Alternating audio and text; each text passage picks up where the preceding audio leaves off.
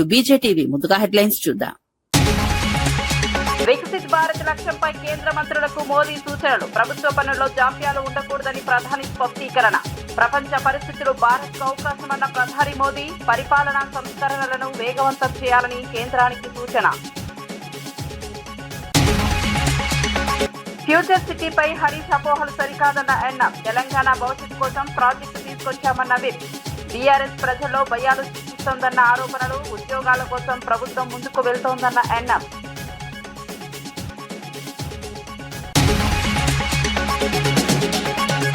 జగన్ పై తీవ్ర స్థాయిలో వ్యాఖ్యలు చేసిన మంత్రి నిమ్మల. రైలు ప్రయాణం తర్వాత సైకిల్పై మంగళగిరికి చేరిన మంత్రి.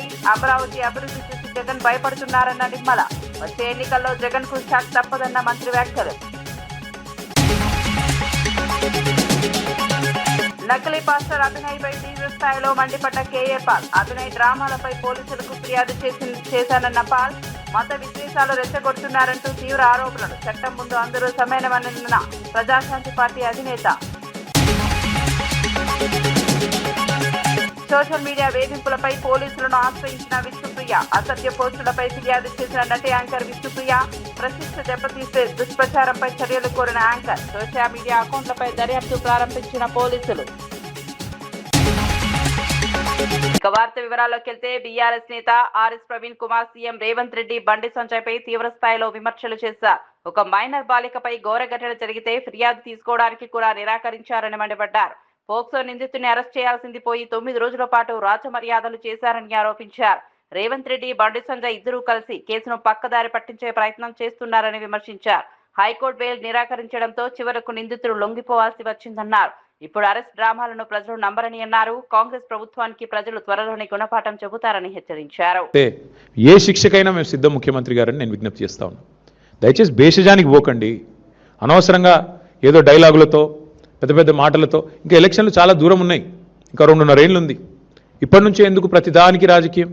దయచేసి భేషజానికి పోకుండా, అహంభావానికి పోకుండా, మేము చెప్తున్నాం కదా వీళ్ళెవరు చెప్పడానికని అనవసరపు దీనికి పోకుండా, బ్రోకర్ల పాలవుతున్న ధాన్యాన్ని మధ్య దళారులు ఏదైతే ఇవాళ గవర్నమెంట్ కొంటలేదు కాబట్టి దళారులకు అమ్ముకునే దుస్థితి ఏదైతే రైతులకు వచ్చిందో దీని నుంచి నివారించండి.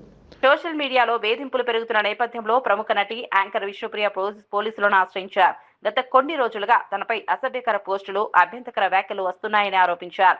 తన ప్రతిష్టకు భంగం కలిగించేలా కొందరు కావాలని దుష్ప్రచారం చేస్తున్నారని పేర్కొన్నారు. ఈ నేపథ్యంలో మియాపూర్ పోలీస్ స్టేషన్లో లిఖితపూర్వకంగా ఫిర్యాదు చేశారు. తన వ్యక్తిత్వాన్ని దెబ్బతీసేలా ప్రవర్తిస్తున్న వారిపై కఠిన చర్యలు తీసుకోవాలని కోరారు. సంబంధిత సోషల్ మీడియా అకౌంట్ల వివరాలు, పోస్టుల స్క్రీన్ షాట్లను కూడా పోలీసులకు అప్పగించినట్లు సమాచారం. పోలీసులు కేసు నమోదు చేసి దర్యాప్తు ప్రారంభించారు.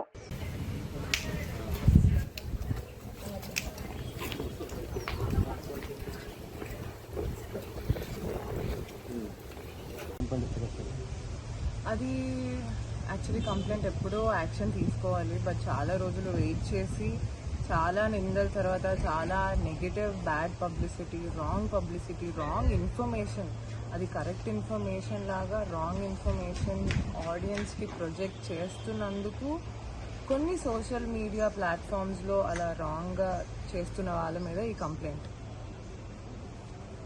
ఏమని చేస్తాను మేడం రాంగ్ అంటే మానసికంగా హర్ట్ చేసే విధంగా మాట్లాడి, మేము ఈ ఎంటర్టైన్మెంట్ ఫీల్డ్కి వచ్చింది డెఫినెట్లీ జనాల్ని ఎంటర్టైన్ చేయడానికి, ఆనందపరచడానికి, వాళ్ళున్న బాధల్లో ఒక 5 minutes కానీ 10 minutes కానీ మా కంటెంట్ చూసి వాళ్ళు ఎంజాయ్ చేయాలని. ఏ రోజు I don't think any celebrity want to do any harm for their own audience అందరికీ. బట్ కొన్నిసార్లు తెలియకుండా కొన్ని చేస్తాము. అది తప్పులైనప్పుడు, నిజంగా తప్పులైనప్పుడు నిందించండి, ఖండించండి, తలంచుకొని ఎన్నైనా మాటలు తీసుకుంటాము. బట్ తప్పు కానివి క్యారెక్టర్ అసాసినేట్ చేస్తూ డబ్బుల కోసం శరీరం అమ్ముకుంటుంది, ఇలాంటి వర్డ్స్, అది కూడా కొంతమంది పెద్ద వాళ్ళు మాట్లాడుతున్నారు పెద్ద ఛానల్స్లో. ఓకే ఫైన్, అది ఇంకా అప్ టు కొన్ని battles, you choose your battles అంటారు కదా. కొంతమంది ఇన్ఫ్లుయెన్సర్ అయితే అసలు వాళ్ళు ఏమీ లైఫ్లో ఏమీ చేయకుండా వేరే వాళ్ళని కించపరచడం ఈజ్ నాట్ అప్రిషియేటబుల్. సో దాని మీద definitely I want to choose my battle. ఇంకా ఎన్ని రోజులు ఇలా నోరు మూసుకొని ఉంటాను? ఒక్కసారైనా నా కోసం నేను నుంచొని నా కోసమే కాదు ఇంకా వేరే ఏ ఆడపిల్లల గురించి ఎలా పడితే ఎవరు అయినా మాట్లాడకూడదని ఈ డెసిషన్ తీసుకున్నాను. ప్రజల సమస్యలను స్థానికంగానే పరిష్కరించే లక్ష్యంతో ఒక నెల ఒక నియోజకవర్గం 4 సందర్శనలు కార్యక్రమానికి శ్రీకారం చుట్టారు. గుంటూరు జిల్లా ప్రతిపాడు నియోజకవర్గం తిక్కిరెడ్డిపాలెంలో ఈ కార్యక్రమం ప్రారంభమైంది. జిల్లా కలెక్టర్ సాయికాంత్ వర్మ, ఎమ్మెల్యే బోల రామాంజనేయులు ప్రజల నుంచి అర్జీలు స్వీకరించారు. ప్రజలు జిల్లా కేంద్రాలకు వెళ్లకుండా స్థానికంగానే సమస్యల పరిష్కారం పొందేందుకు ఈ కార్యక్రమం ఉపయోగపడుతుందని అధికారులు తెలిపారు. ప్రభుత్వ పథకాలు ప్రజలకు చేరువ కావడమే లక్ష్యమన్నారు. ప్రతి నెల 4 సార్లు అధికారులు ప్రజల వద్దకే వెళ్లి సమస్యలు తెలుసుకుంటారని వెల్లడించారు. సోషల్ మీడియాలో వేధింపులు జరుగుతున్న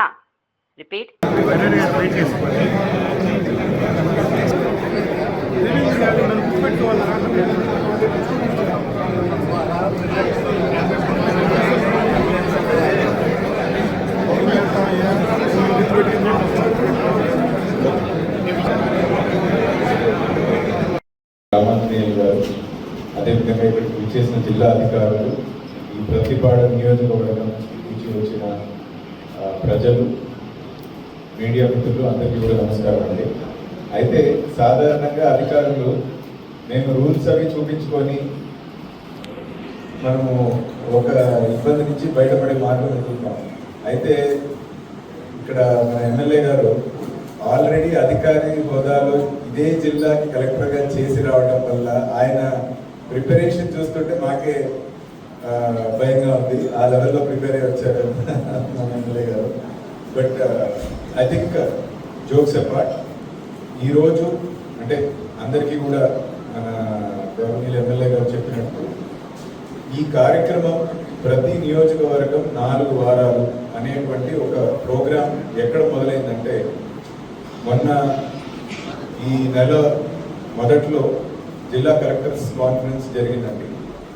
అక్కడ అంటే ఈ పబ్లిక్ ఇష్యూస్ ఎలా వస్తున్నాయి, గ్రీవెన్సెస్ ఏ విధంగా మెరుగుపరచచ్చు, క్వాలిటీ ఆఫ్ డిస్పోజల్ అంటే వచ్చే అర్జీదారులు సాటిస్ఫాక్షన్తో తిరిగి వెళ్ళేటట్టు ఏ విధంగా చేయొచ్చు అనే దాని మీద డిస్కషన్ జరుగుతున్నప్పుడు ఈ ఆలోచన సీఎం గారు ప్రతిపాదించడం జరిగింది. ఏంటంటే ఒక నియోజకవర్గం తీసుకొని ఇటు పబ్లిక్ రిప్రజెంటేటివ్, ప్రజల చేత ఎన్నుకోబడినటువంటి ఒక ప్రజానాయకులు, అదేవిధంగా ఇంకో పక్కన ఆ జిల్లాకి సంబంధించిన కలెక్టరు మరియు అందరూ జిల్లా అధికారులు, ఆ కాన్స్టిట్యున్సీ అధికారులు, మండల స్థాయి అధికారులు అందరినీ కూడా ఒక ప్లాట్ఫామ్లో తీసుకొచ్చి ప్రతి గ్రీవెన్స్ని కూడా అక్కడికక్కడే అంటే సాధారణంగా మనకి జిల్లా స్థాయిలో గ్రీవెన్స్ జరిగినప్పుడు లేదంటే మండల స్థాయి జరిగినప్పుడు సాధారణంగా ఏమవుతుందంటే వి ఎండోర్స్ టు మనం కింద వారికి అర్జీని పంపించేసి అక్కడితో మనం దాన్ని క్లోజ్ చేయమని ఎండోర్స్ చేసి మనం వదిలేస్తాం. తర్వాత అది క్లోజ్ అయిందా లేదా చూస్తాం. కానీ అది ఇచ్చినటువంటి క్లోజర్ అర్జీదారుడికి ఫస్ట్ చేయవలసిన కరెక్ట్ పద్ధతిగా జరిగిందా లేదా అనేది ఒకటి చూడాలి. రెండవది ఆ క్వాలిటీ ప్రాపర్గా to the satisfaction of the petitioner జరిగిందా లేదా అనేది చూసుకోవాలి. 2 అంశాలు చాలా ఇంపార్టెంట్. ఇప్పుడు వచ్చే ప్రతి అర్జీని పాజిటివ్గా మనం చేసే పరిస్థితి ఉండదండి. ఇప్పుడు ఒకరిద్దరు ఇందాక మన ఎమ్మెల్యే గారు చెప్పినట్టు ఒక ఇద్దరు వ్యక్తుల మధ్య ఏదైనా తగాదం ఉండొచ్చు, భూ వివాదం ఉండొచ్చు, ఫ్యామిలీలోనే డిస్ప్యూట్ ఉండొచ్చు. ఇటువంటివి ఒకరికి మనం ఫేవర్గా ఇస్తే ఇంకొక వ్యక్తి ఎప్పుడూ అగ్రీవ్డ్గానే ఉంటారు. అంతేకాకుండా కొన్ని ప్రభుత్వం తరపు నుంచి కూడా చేయలేని రిక్వెస్ట్లు ఉంటాయి. అటువంటివి మనం చేయలేని పక్షంలో ఎందుకు చేయలేకపోతున్నాము, కారణాలు వాళ్ళకి గౌరవప్రదంగా మర్యాదగా ఎక్స్ప్లెయిన్ చేసి వాళ్ళకి అర్థమయ్యేటట్టు మనం చెప్పగలిగితే పర్పస్ ఇస్ సాల్వ్. ఇక్కడ ఉద్దేశం కూడా ప్రభుత్వ ఉద్దేశం కూడా ప్రతి గ్రీవెన్స్ ని అర్జీదారుడికి అనుకూలంగా రిజాల్వ్ చేయాలి అని అనడం కాదు. ఎందుకంటే దట్ ఈస్ ఇంపాసిబుల్. ప్రాక్టికల్ గా కొన్ని మనం చేయగలుగుతాం, కొన్ని చేయలేము. సో కాబట్టి ఏది ఎందుకు చేయాలి అంటే అందరినీ కూడా ఒకటే ప్లాట్ఫామ్ మీదకి తీసుకొని వస్తే ఇచ్చిన ప్రతి అర్జీని బెస్ట్ పాసిబుల్ గా క్వాలిటీ తోటి ఏ విధంగా డిస్పోజ్ చేయొచ్చు అది మొదటి ప్రయత్నం మనం చేయాలి. రెండవది వచ్చేసి ఒకవేళ ఏ కారణం చేత మనం చేయలేని పక్షంలో we should be able to మనం వారికి స్పష్టంగా ఎక్స్ప్లెయిన్ చేసి ఓపికగా ఎక్స్ప్లెయిన్ చేసి ఈ కారణం వల్ల మనం చేయలేకపోతున్నాం వాళ్ళకి ఒక మార్గం కూడా మనం చూపించే బాధ్యత మనందరి పైన. ముఖ్యంగా ఈ ఈ యొక్క కార్యక్రమం ఉద్దేశం ఏంటంటే చాలా చోట్ల ఈ లాంగ్ పెండింగ్ గ్రీవెన్సెస్ ఉంటాయి. అది కమ్యూనిటీ ఇష్యూస్ కావచ్చు. అంటే కమ్యూనిటీ అంటే కొంతమంది ప్రజలకి అందరికీ కలిపి ఉన్నటువంటి కామన్ ప్రాబ్లం అవ్వచ్చు, లేదా ఇండివిజువల్ గ్రీవెన్స్ అవ్వచ్చు. ఈ రెండింటినీ కూడా అక్కడికక్కడే పరిష్కారం చేయాలి అనే ఉద్దేశంతో ఈ కార్యక్రమం చేయడం జరిగింది. ఒకటే నియోజకవర్గానికి జిల్లా యంత్రాంగం అంతా ఒక నెల రోజులు, అంటే 4 వారాలు, అంటే సుమారు నెల రోజుల పాటు ప్రతి వారం ఈ యాక్టివిటీ చేయడం వల్ల మనము మన కంటిన్యూస్ బేసిస్ చాలా ఫోకస్డ్గా గ్రామానికి దగ్గరగా, ప్రజలకి దగ్గరగా ఈ డిస్పోజల్ అనేది చేసుకుంటూ 1 by 1 కాన్స్టిట్యున్సీ నుంచి కాన్స్టిట్యున్సీ ఈ లాంగ్ పెండింగ్ ఇష్యూస్ క్వాలిటీతో డిస్పోజ్ చేసుకుంటూ వెళ్ళాలి అనేటువంటి ఒక ఆలోచన. రెండవది, ఈ క్షేత్రస్థాయికి దగ్గరగా వెళ్ళడం వల్ల ఏమన్నా ఇప్పుడు సిస్టమిక్ ఇష్యూస్, ఇందాక గౌరవనీయులు ఎమ్మెల్యే గారు చెప్తూ ఈ రీసర్వేలో జరుగుతున్న ఇబ్బందుల గురించి, ప్రజలు పడుతున్న ఇబ్బందుల గురించి చెప్పడం జరిగింది. ఇటువంటివి ఏమన్నా ఉన్నా వాటిని మనం రాష్ట్ర స్థాయికి తీసుకొని వెళ్ళి పాలసీ లెవెల్ చేంజెస్ కానీ, ఏదైనా విధి విధానాల్లో మార్పులు కానీ తీసుకురావాలంటే వాటిని కూడా తీసుకువచ్చే విధంగా ఈ గ్రీవెన్స్ని రూపొందించడం జరిగింది. సో దాన్ని మొట్టమొదటగా మన ప్రతిపాడు నియోజకవర్గం నుంచి ఈరోజు గుంటూరు జిల్లా ఈ 1 month 1 కాన్స్టిట్యుయెన్సీ 4 visits ఈ గ్రీవెన్స్ రిడ్రెసల్ మెకానిజంని మొదలు పెట్టడం చాలా సంతోషంగా ఉంది. అండ్ అంతేకాకుండా మనకి ఈ ప్రతిపాడు నియోజకవర్గం ఒక ఎస్సీ నియోజకవర్గం కాబట్టి ఇక్కడి నుంచి మొదలు పెట్టడం మనకి it sends a very good message and signal also మొత్తం మనకి జిల్లా పరంగా. సో జిల్లా అధికారులందరికీ కూడా ఇన్స్ట్రక్షన్ ఏంటంటే వచ్చే ప్రతి అర్జీదారుడికి పూర్తిగా ఓపికగా ఉండడం, అసలు ఏం చేస్తే పరిష్కారం అవుతుంది, ముందు ఫస్ట్ రూల్ వెతకడం కాదు, ఫస్ట్ పరిష్కారం వెతకండి, దాన్ని సాధించడానికి మనం ఎటువంటి రూల్ని వాడచ్చు అనే విధంగా ఆలోచిస్తే చాలా మటుకు మనం గ్రీవెన్సెస్ రిజాల్వ్ చేయగలుగుతాం. అండ్ మిగతావి చేయలేనివి ఏమన్నా ఉంటే మనం క్లియర్ కట్గా ఎండార్స్మెంట్ ఇచ్చి ఏదో కాగితం వాళ్ళకి ఇచ్చేసి కాకుండా we should take the time to explain. అంటే కూర్చోబెట్టి ఇప్పుడు ఏ విధంగా అయితే మన అర్జీ విని అది ఎందుకు చేయలేకపోతున్నామని కూడా మనకి వాళ్ళకి స్పష్టంగా ఎక్స్ప్లెయిన్ చేసి అండ్ దెన్ ఎండార్స్మెంట్ ఇచ్చి పంపించే విధంగా మనం. ముఖ్యమంత్రి రేవంత్ రెడ్డిని కేటీఆర్ ఏకవచనంతో సంబోధించడం మానుకోవాలని మంత్రి అడ్లూరి లక్ష్మణ్ కుమార్ సూచించారు. 10 ఏళ్ల బీఆర్ఎస్ పాలనలో కేసీఆర్ ప్రతిపక్షాలు ఇలా అవమానించలేదన్నారు. అధికారం కోల్పోయామని అసహనంతోనే బీఆర్ఎస్ నేతలు వ్యవహరిస్తున్నారని ఆరోపించారు. కాంగ్రెస్ ప్రభుత్వం ప్రజలకు జవాబుదారీగా పనిచేస్తోందన్నారు. కేటీఆర్ ముందుగా తన కుటుంబ వ్యవహారాలు చక్కదిద్దుకోవాలని సూచించారు. లిక్కర్ స్కామ్ అంశంపై కవిత అడిగిన ప్రశ్నలకు సమాధానం చెప్పాలని డిమాండ్ చేశారు. ప్రభుత్వంపై ఇష్టం వచ్చినట్లు మాట్లాడితే తగిన జవాబు ఇస్తామని హెచ్చరించారు. రాష్ట్ర ముఖ్యమంత్రి పట్టుకొని ఏకవచనంతో మాట్లాడడం మానే. ఏ రోజు కూడా నువ్వు 2014 నుంచి 18 చూడమని నువ్వే రాజు పరిపాలించిన యువరాజుగా ఈ రాష్ట్రాన్ని పరిపాలించిన నువ్వు ఏ రోజన్నా ప్రధాన ప్రతిపక్ష కాంగ్రెస్ పార్టీ అప్పుడున్నటువంటి ఎమ్మెల్యేలు కానీ అప్పుడున్నటువంటి ప్రధాన ప్రతిపక్ష నాయకులు ఎన్నడన్నా మాజీ ముఖ్యమంత్రి కేసీఆర్ను వ్యక్తిగతంగా ఆయన బాడీ లాంగ్వేజ్ను వ్యక్తిగతంగా ఆయన ఆహభావాలను మాట్లాడిందా? ఎందుకు బాగా అంటే చూసినామా అసహనానికి గురి అవ్వకుండా మాట్లాడతాను. ఎన్నడూ కూడా తల కిందడు కాలు తప్ప చేసినా మీరు ప్రభుత్వంలో రారు. తెలంగాణ ప్రజలు మేము నమ్ముతలేరండి. మీరు మాట్లాడే మాట కానీ మీరు మీ అహంభావంతో మాట్లాడే భావన ఏదైతే ఆలోచన పరంగా ఉన్నటువంటి ఏదైతే తెలంగాణ ప్రజలు ఎవరు కూడా మిమ్మల్ని విశ్వసిస్తలేరు. ఇలా 34 వరకు ముఖ్యమంత్రి నువ్వేనా, లేకపోతే మా ఎమ్మెల్యేలు, మీ ఎమ్మెల్యేలు కాదండి. ఈరోజు ప్రజాపాలనలో ప్రజలకు జవాబుదారీగా గౌరవ ముఖ్యమంత్రి గారి నేతృత్వంలో నేను కానీ ఇక్కడ ప్రజాప్రతినిధులు అందరం పనిచేస్తున్నాం.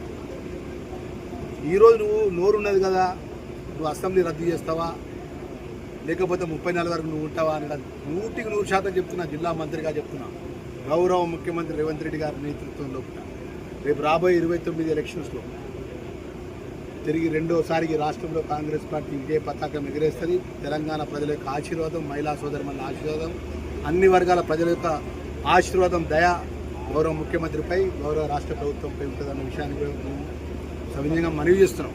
కానీ కేటీఆర్ ఇష్టానుసారంగా నోటికి ఎంత వస్తుందంత మాట్లాడితే కాంగ్రెస్ పార్టీ కార్యకర్తలు ప్రజలు తిరగబడతారు అనుకుంటున్నాం కావచ్చు. ఏదో మార్పు కోరుకుంటున్నాం అనుకున్న నాయకుడు మాట్లాడతారు. ఎందుకు మార్పు కోరుకుంటారు అండి? పేదవాళ్ళకి సన్నబియ్యం ఇస్తే మార్పు కోరుకుంటారా? పేదవాళ్ళకి రేషన్ కార్డు ఇస్తే మార్పు కోరుకుంటారా? ఇందిరమ్మ ఇల్లు పేదవాళ్ళకి 5 డబుల్ బెడ్రూమ్ అని మోసాలు చేసి ఇలా ఇందిరమ్మ ఇల్లు ఇచ్చినందుకు మార్పు కోరుకుంటారా? ఇలా 5 లక్షల మెట్రిక్ టన్నుల వరి ధాన్యం వస్తే 2,60,000 మెట్రిక్ టన్నులు ఇలా రైతుల దగ్గరికి ఉన్నాం. 35,000 మొక్కజొన్న కొన్నాం. దానికి మార్పు కోరుకుంటారా? ఇలా కేటీఆర్ మాట్లాడే మాట ఏం మాట మాట్లాడతా అండి? అసహనం గురై అసలు నువ్వు నీకు ఫస్ట్ నీ కుటుంబంలో ఉన్న తగాదాలకు, నీ ఇంట్లో ఉన్నటువంటి నీ యొక్క టెన్షన్లకు నువ్వేం మాట్లాడుతున్నావు అర్థమవుతలేదు. నీ బావ ఎప్పుడు నేను సీటు గుంజుకున్నావు, నీ బావ తయారన్నాడు. ఆల్రెడీ మీ సోదరి మన రుణికి ఎక్కి నీ గురించి మొత్తం మీ కుటుంబం గురించి మాట్లాడుతుంది.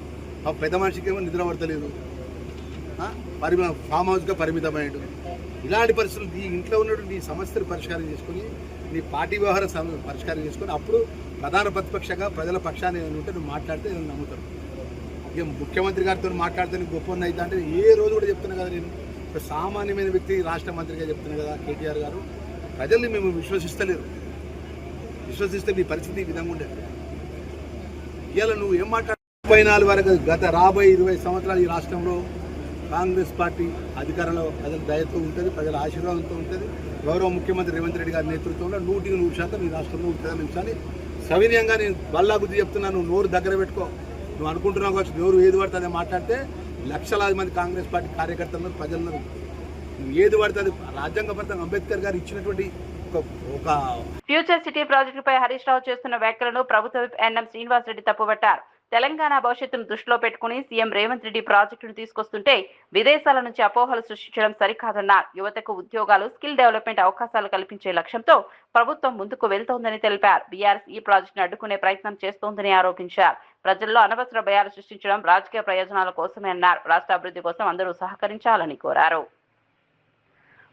దగ్గర ముంబైకి నవీ ముంబై, ఢిల్లీకి నోయిడా, గజియాబాద్, గురుగాం, అహ్మదాబాద్కు సనద్, తర్వాత గిఫ్ట్ సిటీ, క్యాల్కటాకు సాల్ట్ లేక్ సిటీ, ఇట్లా ప్రతి పెద్ద నగరానికి కూడా అనుబంధంగా ఇంకో మహానగరాన్ని నిర్మించే కార్యక్రమం చేస్తూ ఉన్నారు, చేసిండ్రు కూడా. అదే మన హైదరాబాద్కి అటువంటి ఇంకో మహానగరాన్ని మనం తయారు చేసి టెక్నాలజీలో ఏదైతే లేటెస్ట్ ట్రెండ్స్ వచ్చినాయో వాటిని కూడా సమకూర్చుకొని మన పిల్లల భవిష్యత్తుకు డోకా లేకుండా చేయాలని చెప్పి రేవంత్ రెడ్డి గారు ఆలోచన చేస్తూ ఉన్నారు. వాళ్ళు ఫార్మా సిటీ అని చెప్పి ఏదైతే కాలుష్యకారక ఇండస్ట్రీస్ తీసుకురావాలని చెప్పి ఆ రోజు 13,500 ఎకరాలను అక్వైర్ చేసే ప్రయత్నం చేసిండ్రు. భవిష్యత్ హైదరాబాద్ నగరానికి ఒక అనుబంధ నగరం నిర్మించే ఆలోచన చేస్తూ ఉన్నారు. ఎంత గొప్పగా చేస్తూ ఉన్నారు. 12 జోన్స్లో ఆ భారత్ ఫ్యూచర్ సిటీ నిర్మాణం చేయాలని చెప్పి డిపిఆర్లు తయారవుతూ ఉన్నాయి. ఒక పార్ట్ ఏఐ అండ్ డిజిటల్ సర్వీసెస్కి, హెల్త్ అండ్ లైఫ్ సైన్సెస్కి, గ్రీన్ ఫార్మా జోన్కి, ఎడ్యుకేషన్ నాలెడ్జ్ హబ్గా. వికసిత్ భారత్ 2047 లక్ష్య సాధన కోసం కేంద్ర మంత్రులకు ప్రధాని నరేంద్ర మోదీ కీలక సూచనలు చేశారు. ఢిల్లీలోని సేవాతీర్థలో నిర్వహించిన ఉన్నత స్థాయి సమావేశంలో పరిపాలన సంస్కరణలను వేగవంతం చేయాలని సూచించారు. ప్రపంచ పరిస్థితుల్లో భారత అభివృద్ధికి గొప్ప అవకాశమని పేర్కొన్నారు. ప్రభుత్వ పనుల్లో జాప్యం, పెండింగ్ ఫైళ్లు ఉండకూడదని స్పష్టం చేశారు. ప్రజల జీవన ప్రమాణాలు మెరుగుపడేలా సంస్కరణలు ఉండాలని సూచించారు. 9 మంత్రిత్వ శాఖల అధికారులు జరుగుతున్న కార్యక్రమాలపై వివరాలు అందించారు. విదేశాంగ మంత్రి జయశంకర్ కూడా ప్రధాని విదేశీ పర్యటనలో వివరాలు వెల్లడించారు.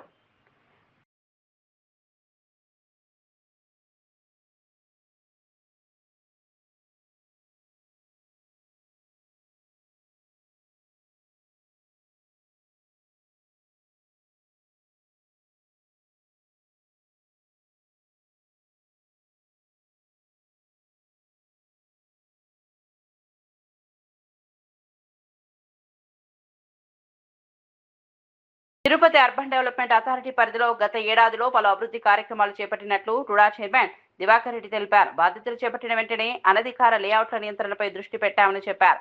ప్రజల్లో సరైన అనుమతులపై అవగాహన కల్పించామని వెల్లడించారు. ఆంధ్రప్రదేశ్లో టుడాను అగ్రగామి సంస్థగా నిలబెట్టేందుకు క్రమం తప్పకుండా సమీక్షలు నిర్వహించినట్లు తెలిపారు.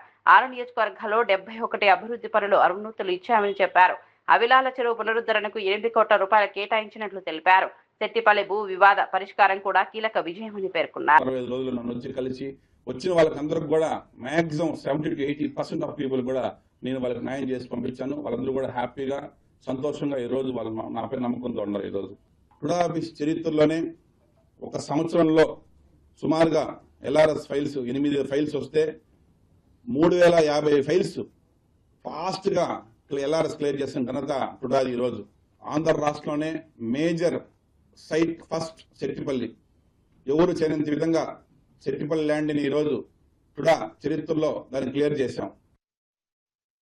తెలంగాణ వ్యాప్తంగా ధాన్యం, మొక్కజొన్న కొనుగోలులో జాప్యంపై రైతులు తీవ్ర ఆందోళన వ్యక్తం చేస్తున్నారు. ములుగు జిల్లా కలెక్టరేట్ ఎదుట బీఆర్ఎస్ నేతలు ధర్నా నిర్వహించగా, జగిత్యాల జిల్లా మెట్పల్లిలో బీజేపీ నేతలు తహసీల్దార్ కార్యాలయం వద్ద ర్యాలీ చేపట్టారు.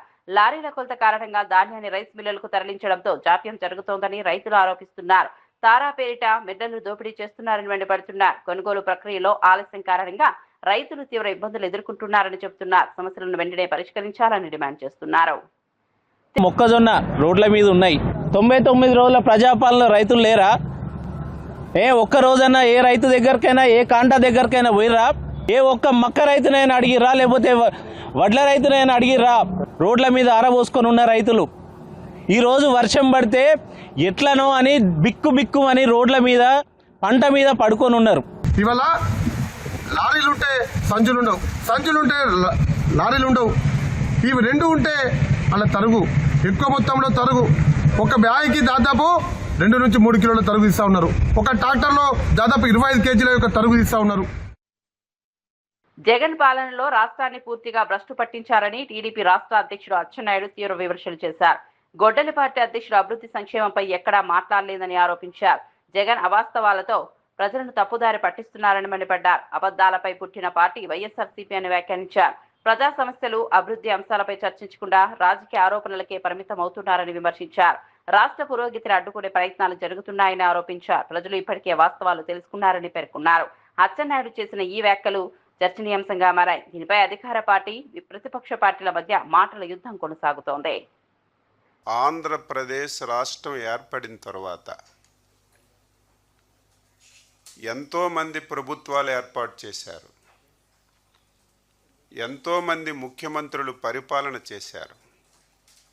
కానీ 2019-24 ఆంధ్ర రాష్ట్రంలో జరిగినటువంటి పరిస్థితులు ఒక్కసారి గమనంలోకి తీసుకుంటే రాష్ట్రాన్ని పూర్తిగా చిన్నాభిన్నం చేశారు. వ్యవస్థలన్నింటినీ పూర్తిగా భ్రష్టు పెట్టారు. రాష్ట్రంలో ఏ వర్గాన్ని చూసినా, ఏ కులాన్ని చూసినా ఏ ఒక్కరిని విడిచిపెట్టకుండా దమనకాండ చేసిన విషయం కూడా మనం ప్రత్యక్షంగా చూసినటువంటి సాక్షులం. ఇటువంటి పరిస్థితిలో ప్రజలందరూ కూడా అచంచలమైనటువంటి విశ్వాసం, నమ్మకంతో చంద్రబాబు నాయకత్వంలో ఎన్డీఏ పార్టీకి అధికారాన్ని ఇచ్చారు. ఇక్కడే ట్విస్ట్ ఏంటంటే, ఎన్డీఏ ప్రభుత్వం అధికారంలోకి వచ్చింది, చంద్రబాబు నాయుడు గారు ముఖ్యమంత్రి అయ్యారు. నా పరిపాలనలో ఈ రాష్ట్రాన్ని పూర్తిగా భ్రష్టు పట్టించాను, ఈ రాష్ట్రాన్ని మళ్ళీ గాడిలో పెట్టాలన్నా, ఈ రాష్ట్రాన్ని మళ్ళీ పునర్నిర్మాణం చెయ్యాలన్నా చంద్రబాబు నాయుడికి కూడా సాధ్యపడదు. చంద్రబాబు నాయుడు అధికారం చేపట్టినా ప్రజల్లో విశ్వాసం పొందలేరని చెప్పి గతంలో పరిపాలించినటువంటి ముఖ్యమంత్రి గారు అనుకున్నారు. కానీ ఎవరికీ ఊహకందని విధంగా, నేను కూడా ఊహించని విధంగా ఇన్ని కష్టాలున్నా, ఇన్ని ఇబ్బందులున్నా సమర్థవంతమైనటువంటి నాయకత్వాన్ని ఇచ్చి కేంద్ర ప్రభుత్వం మోడీ గారి సహాయ సహకారాలు తీసుకొని 5 సంవత్సరాల్లో ఈ రాష్ట్రంపై ఉన్నటువంటి నమ్మకాన్ని పోగొట్టారు. మళ్ళీ నమ్మకాన్ని తీసుకొచ్చి ఈ రాష్ట్రాన్ని ఒక గాడిలో పెట్టిన విషయం మనందరికీ తెలుసు. దానికి సాక్ష్యం మనకు వస్తున్నటువంటి పరిశ్రమలు, మన రాష్ట్రంలో జరుగుతున్నటువంటి అభివృద్ధి, సంక్షేమం అని చెప్పి తెలియజేస్తున్నాను. ఈ సందర్భంలో రాష్ట్రంలోని టిట్కో కాలనీలకు ఆత్మకూరు రామాలయం ఆదర్శంగా నిలుస్తోందని మంత్రి ఆనం రామనారాయణ రెడ్డి తెలిపారు. ఆత్మకూరు టిట్కో కాలనీలో నిర్మాణంలో ఉన్న శ్రీ సీతారామాంజనేయ స్వామి ఆలయాన్ని ఆయన పరిశీలించారు. శ్రీవాణి భజన మందిరాల్లో రాష్ట్రంలోని మొదటి ఆలయంగా ఇది నిలవబోతోందని చెప్పారు. ఆలయ నిర్మాణం 80% పూర్తయిందని వెల్లడించారు. 22 నక్షత్రాలకు సంబంధించిన పవిత్ర మొక్కలతో ప్రత్యేక నక్షత్ర వనం ఏర్పాటు చేస్తున్నామని తెలిపారు. రాష్ట్ర వ్యాప్తంగా 1000కి పైగా ఆలయాలకు నిధులు మంజూరు చేశాయని వెల్లడించారు. పేదల్లో ఆధ్యాత్మిక చైతన్యం పెంపొందించడమే లక్ష్యమని పేర్కొన్నారు. సహాయ సహకారాలు ఆశీర్వచనాలు ప్రతినిత్యం ఉండే విధంగా ఆలయాలు కావాలి అని చెప్పి ముఖ్యమంత్రి గారు తీసుకున్న నిర్ణయం.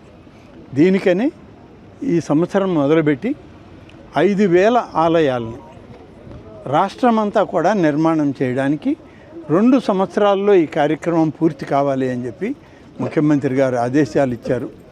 దీనికి ఒక మోడల్ ఆలయం కట్టాలి అని అంటే మన దగ్గరే టిట్కో కాలనీ ఉంది. టిట్కో కాలనీలో ఒక మోడల్ ఆలయం కడదామని చెప్పి దీన్ని ఆలయాన్ని మొదలుపెట్టాం. ఇది మొదలుపెట్టేటప్పుడు దీనికి మంజూరైనటువంటిది 10 లక్షల రూపాయలు మాత్రమే. కానీ ముఖ్యమంత్రి గారు అన్ని విధాలా సౌకర్యవంతంగా ఉండాలి, ప్రహరీ నిర్మాణం జరగాలి, భజన మందిరం అంటే ఏదో 4 స్తంభాలు పెట్టి ఒక స్లాబ్ వేయడం కాదు, ఆలయం ప్రతిష్టతో కూడుకున్న భజన మందిరం ఉండాలి, ప్రతి ఒక్కరు కూడా నిత్యం పూజ చేసుకునే విధంగా ఆలయం నిర్మాణం జరిగే విధంగా ఏర్పాటు చేయండి అని చెప్పడంతో ఆ ఆలయాలకి 3 విభాగాలు చేశాం. ఒకటి 5 సెంట్లు స్థలం కానీ ఉంటే 20 లక్షల రూపాయలు, 10 సెంట్ల స్థలం ఉంటే 30 లక్షల రూపాయలు, 15 సెంట్ల నుంచి 20 సెంట్ల స్థలం ఉంటే 40 లక్షల రూపాయలు పెట్టి ఆలయం నిర్మాణం చేయాలన్నది ఇవాళ ముఖ్యమంత్రి గారు ఇచ్చినటువంటి ఆదేశం. ఆ ఆదేశం మేరకు ఇవాళ 5000 ఆలయాలని ప్రారంభించడానికి ఇప్పటికే 1080 ఆలయాలకి మంజూరు ఇచ్చాం. ఇది మొదటి ఆలయం. మొట్టమొదట మొదలుపెట్టిన ఆలయం మన నియోజకవర్గంలో మన టిట్కో కాలనీ ఈ ప్రాంత ప్రజలకందరికీ అందుబాటులో ఉండే విధంగా ఆలయం నిర్మాణం చేయాలని, ఇది కొంత స్థలం ఎక్కువైనా సరే దీనిలో ఇప్పటికే దాదాపుగా 45-46 లక్షల రూపాయలు ఖర్చు పెట్టడం జరిగింది. అయినప్పటికీ 40 లక్షల రూపాయల స్కీమ్లో ఉంది. మిగిలినటువంటి అమౌంట్ దేవాదాయ శాఖ నుంచి రాష్ట్ర ప్రభుత్వం భరిస్తుంది. ఈ మోడల్ టెంపుల్ని మనం ప్రారంభించి దీనికి సంబంధించినటువంటి 3D ఫొటోస్ అన్నీ కూడా ముఖ్యమంత్రి గారి వెబ్సైట్కి అప్లోడ్ చేస్తున్నాం. దానిలో ఆయన చూసి మరిన్ని సౌకర్యాలు ఏమైనా ఆయన ఆదేశాలు ఇస్తే దాన్ని కూడా పరిగణలోకి తీసుకోవడం జరుగుతుంది. ఇప్పుడు మేము 1000 చిల్లరకి మంజూరు చేయడం జరిగింది. మన జిల్లాలో కూడా చాలా చేశాం. ఈ నియోజకవర్గంలో జరిగే ఈ మొదటిది రాష్ట్రం మొత్తం మీద ఇదే మొదటి ఆలయం అవుతుంది. శ్రీవాణి భజన మందిరాల కార్యక్రమంలో ముఖ్యమంత్రి గారి ఆలోచన ఇక్కడి నుంచే మొదలవుతుంది. దీనికే పోయినసారి టిట్కో కాలనీలు అంటే మున్సిపల్ శాఖ పరిధిలో ఉంది కాబట్టి. నో వెహికల్ డే సందర్భంగా మంత్రి నిమ్మల రామానాయుడు మరోసారి ప్రత్యేకంగా కనిపించారు. పాలకొల్లు నుంచి రైల్లో సాధారణ ప్రయాణికులతో కలిసి విజయవాడ చేరుకున్న ఆయన రామవరప్పాడు నుంచి మంగళగిరి వరకు సుమారు 18 కిలోమీటర్లు సైకిల్ తొక్కారు. అనంతరం జగన్ పై తీవ్ర వ్యాఖ్యలు చేశారు. జగన్ ఒక పిచ్చి తుగ్లక్కని వ్యాఖ్యానించారు. అధికారం కోసం జగన్ ఎంతకైనా తెగిస్తారని ఆరోపించారు. అమరావతిలో జరుగుతున్న అభివృద్ధి పనులు చూసి జగన్ భయపడుతున్నారని అన్నారు. హత్య రాజకీయాలు జగన్ కు అలవాటుగా మారాయని విమర్శించారు. వచ్చే ఎన్నికల్లో జగన్ కు 11 సీట్లు కూడా రావని జోష్యం చెప్పారు. 1000 ఎకరాల పైబడి ఉండాలని చెప్పింది జగన్మోహన్ రెడ్డి ఆ రోజు అసెంబ్లీలో. మళ్ళీ అధికారంలోకి రావడానికి ముందు, ఎన్నికల ముందు 2019 ఎన్నికల ముందు కూడా నేను మగాడిని, నేను ఇక్కడే ఇల్లు కట్టుకున్నాను అమరావతిలో, ఒక్క అంగుళం కూడా అమరావతి కదలదు అని చెప్పింది ఆయన. మరి ఎన్నికలు అయిన తర్వాత 151 సీట్లు ఇచ్చిన తర్వాత ఆయన మాట తప్పి మడమ తిప్పి అమరావతి కాదు 3 ముక్కలు అన్నాడు. ఓకే, పోనీ మీరు 3 ముక్కలు అన్నారు. మీరు 3 ముక్కల్లో ఎక్కడైనా ఒక ఇటుక ముక్క పెట్టారా? 5 సంవత్సరాలు ఒక ఇటుక ముక్క పెట్టకుండా రాజధాని లేకుండా రాష్ట్రాన్ని చేసి మళ్ళీ ఈరోజు 11 సీట్లకి పరిమితమై ప్రతిపక్ష హోదా కూడా రాకుండా పోతే మళ్ళీ ఇప్పుడు మావిగాని అని చెప్తూ ఉంటే ప్రజలు నవ్వుకుంటూ ఉన్నారు. అంటే మచిలీపట్నంలో మా తీసుకోండి, విజయవాడలో వి తీసుకోండి, గుంటూరులో GN గన్న తీసుకోండి అని అసలు మీరు చెప్పినటువంటి విధానం, మీరు చెప్పినటువంటి ఆ మావిగాని చెప్తూ ఉంటే ఇటువంటి వ్యక్తి 5 సంవత్సరాలు ముఖ్యమంత్రిగా ఉన్నాడు ఈ రాష్ట్రానికి. ఇటువంటి వ్యక్తి ఒక పార్టీకి అధ్యక్షుడిగా ఉన్నాడా అని చెప్పి ఈరోజు ప్రజలు కూడా మరి ఆలోచించుకునేటువంటి పరిస్థితి వచ్చింది. అంటే ఇటువంటి తొక్కులకు ఆలోచనలు అనేవి ఈ ప్రపంచంలో ఒక జగన్మోహన్ రెడ్డికి మాత్రమే వస్తాయి. అంచేత ఇటువంటి జగన్మోహన్ రెడ్డి చెప్పేటువంటి మాటలన్నింటినీ కూడా ఒక జోక్ మాదిరిగానే తీసుకుంటున్నారు తప్ప ప్రజలు ఎక్కడ కూడా దాన్ని సీరియస్గాను పరిగణించినటువంటి పరిస్థితి మనందరం కూడా చూస్తూ ఉన్నాం. రేపటి భవిష్యత్తులో ఇలాంటి ఆలోచనలతోటే నువ్వు పోతే, నువ్వు ప్రజలు బుద్ధి చెప్పినా కూడా నువ్వు మారకపోతే రేపు భవిష్యత్తులో ఆ 11 సీట్లు కాదు కదా, ఆంధ్రప్రదేశ్ రాష్ట్రంలోనే వైఎస్ఆర్సీపీ పార్టీ కనుమరుగయ్యేటువంటి పరిస్థితి.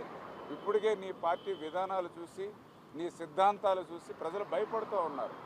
రేపు మళ్ళీ అధికారంలోకి వస్తే ఇంతకంటే ఎక్కువ అభివృద్ధి చేస్తాం, ఇంతకంటే ఎక్కువ సంక్షేమాన్ని అందజేస్తామని ఎవరైనా చెప్తారు. కానీ నువ్వేం చెప్తూ ఉన్నావు? రేపు అధికారంలోకి వస్తే రప్ప రప్ప అంటూ ఉన్నావు. రేపు అధికారంలోకి వస్తే గంగమ్మ జాతరలో పొట్టేళ్లను నరికినట్టుగా నరుకుతానంటూ ఉన్నావు. మరి ఇప్పుడే నువ్వు గొడ్డళ్లతో మరి మోటార్ సైకిల్ మీద వీరాంగం చేస్తూ ఉన్నారు నీ నాయకులు, నీ కార్యకర్తలు. ఆ గొడ్డళ్ళని నడి వీధుల్లో తిప్పుతూ ప్రజల్ని భయభ్రాంతులు చేస్తూ ఉన్నారు. నడి రోడ్డు మీద ఆ గొడ్డళ్లతో మేకపోతుని నరికి ఆ మేక రక్తం చింపుతూ ఉంటే దాన్ని జగన్మోహన్ రెడ్డి ఫోటోలకి రక్తాభిషేకం చేసి మీరు పొందేటువంటి రాక్షస ఆనందం చూసి అరే రేపు కూడా మన పరిస్థితి, వీళ్ళు మళ్ళీ తప్పు జారి అధికారంలోకి వస్తే ఆ మేకపోతుల తలలు నరికినట్టే మన తలలు నరికితే బిడ్డలు లేనిటువంటి తల్లులు ఉంటారు, భర్తను కోల్పోయినటువంటి భార్యలు ఉంటారు. అటువంటి రాష్ట్రం మనకి అవసరం లేదు అని అంటే అటువంటి సిద్ధాంతాలు ఉన్నటువంటి గొడ్డల పార్టీ కూడా మనకు అవసరం లేదు అని చెప్పి ఈరోజు ప్రజలందరూ కూడా గాఢంగా ఉన్నటువంటి పరిస్థితి. హెడ్లైన్స్ మరోసారి చూద్దాం. వికసిత్ భారత్ లక్ష్యంపై కేంద్ర మంత్రులకు మోదీ సూచనలు. ప్రభుత్వ పనుల్లో జాప్యాలు ఉండకూడదని ప్రధాని స్పష్టీకరణ. ప్రపంచ పరిస్థితులు భారత్కు అవకాశమన్న ప్రధాని మోదీ పరిపాలనా సంస్కరణలను వేగవంతం చేయాలని కేంద్రానికి సూచన. ఫ్యూచర్ సిటీపై హరీష్ అపోహలు సరికాదన్న ఎన్ఎం. తెలంగాణ భవిష్యత్తు కోసం ప్రాజెక్టు తీసుకొచ్చామన్న విప్. బీఆర్ఎస్ ప్రజల్లో భయాలు సృష్టిస్తోందన్న ఆరోపణలు. ఉద్యోగాల కోసం ప్రభుత్వం ముందుకు వెళ్తోందన్న ఎన్ఎం.